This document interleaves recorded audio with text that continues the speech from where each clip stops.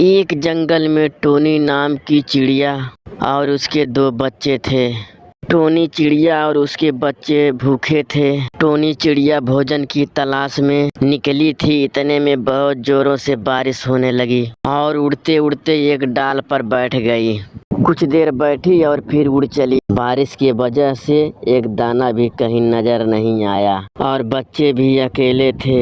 बारिश रुकने का नाम ही नहीं ले रहा था। टोनी चिड़िया निराश होकर के अपने बच्चे के पास आ गई। अगर हमारे वीडियो पर नए होंगे तो लाइक कीजिएगा, शेयर कीजिएगा और हमारे चैनल को सब्सक्राइब कीजिए।